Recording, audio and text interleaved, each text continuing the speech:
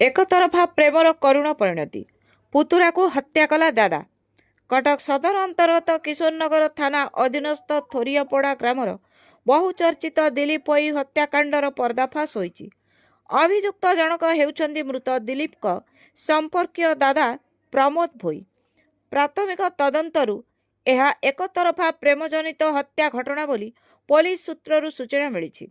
जना जाइछि जे गत 31 तारिख दिन किशोरनगर थाना रे दिलीप परिवार पक्षरु दिलीप निखोज थिबा खबर मिलिबा परे पुलिस एक निखोज मामला रुजु करी तदंत करिबा परे केनालरु दिलीपर गाड़ी और केनाल कूଳରେ पड़िथिबा रक्तदाग को आधार करी परदिन दिलीपर शव को मध्य किछि दूररु केनाल मध्यरु उद्धार करिबा परे एहा एक हत्याकांड बोली जानी तदंत आरंभ करथिले।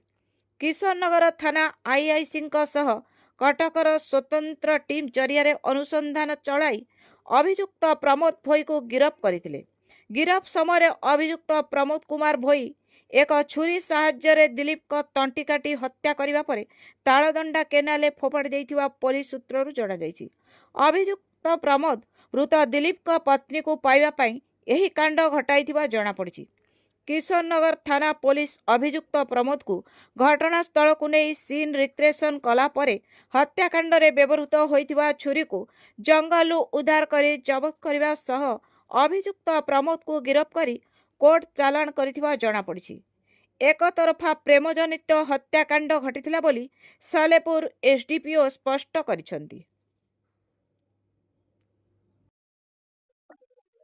नहीं आपण माने जानिचंती गत 31 तारिख दिन आमे एई जगह रे गोटे इनसीडेंट हेतिला एवं ता पर दिन सकाळे आमे एठी गोटे मोटरसाइकल पाइथिलु केनाल रे पड़ितला एवं जो केनाल एम्बार्कमेंट बा बंधरे ब्लड स्टेन गुडा थिला जोटा कि प्रिलिमिनरी आमे सेदिन बॉडी आमे पाइ नथिलु। जो दिलीप भुई जे अछंती तांकर बॉडी आमे सेदिन पाइ नथिलु। फायर स्टेशन को लगी मते बहुत खोजा हेतला, फायर स्टेशन खोजिलु आमे सेदिन सक्सेस हेइ पार नथिलु। तांको घर लोकंको रिपोर्ट उपरे आमे सेदिन गोटे निखोज संक्रांत रे गोटे मेन मिसिंग आमे किशननगर थाना रे रुजु करथिलु एवं पुलिस चेष्टारत थिला जे केमते यथाशीघ्र दिलीप भोई को खोजिकी पाइबा पई। ता पर दिन आमे दिलीप भोईंकर मर शरीर पाइलु एवं केनाल रे भासुଥିବା समय ट्रेस हैला प्राय 4-5 किलोमीटर डिस्टेंस रे केनाल रे जेतु पानी स्रोत थिला तेणु भासी जाइतिला।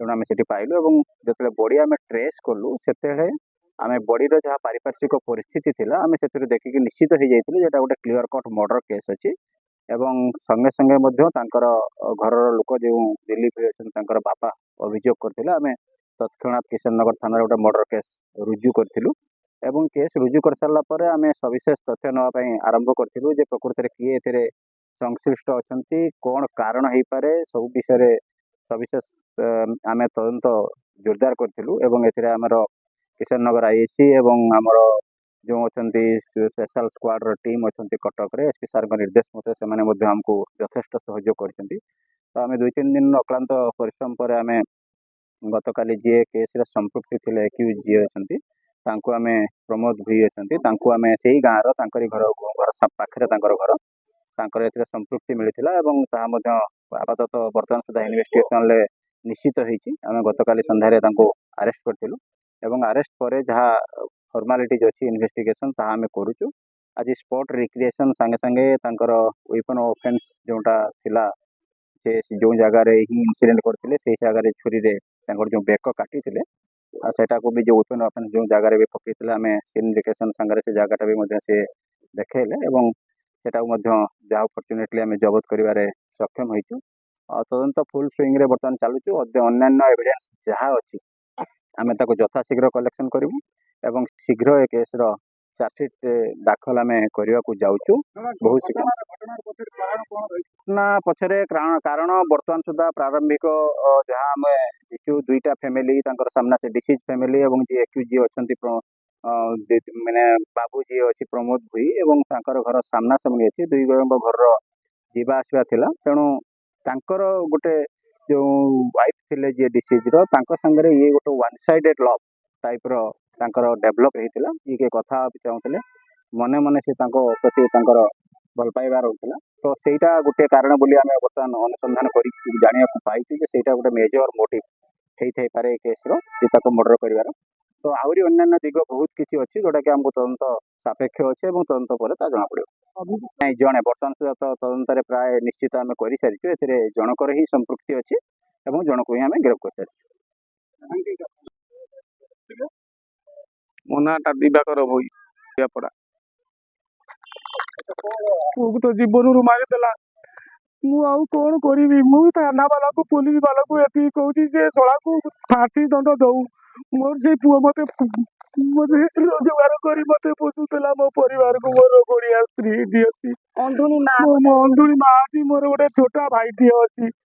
ଆଉ ସିଏ ଶଳା ମୋ ପୁଅକୁ ଆଣିକି ମଦ ପେଇଟି ମାରିଦେଲା। ତାକୁ ଫାଶୀ ଦଣ୍ଡ ଦିଆଯାଉ। ମୁଁ ପୋଲିସ ବାବୁକୁ ଏତିକି ଧନ୍ୟବାଦ ଦଉଛି। ଏତେ ଶୀଘ୍ର ମୋ ପୁଅର ଦୋଷୀଟାକୁ ଧରିଥିଲେ ତାକୁ ଫାଶୀ ଦଣ୍ଡ ମିଳୁ, ତାକୁ ତ ଫାଶୀ ଦଣ୍ଡ ମିଳିଯାଉ ମତେ। କଟକରୁ ରଜତ କୁମାର ମହାନ୍ତିଙ୍କ ରିପୋର୍ଟ, ସତ୍ୟ ସମାଚାର।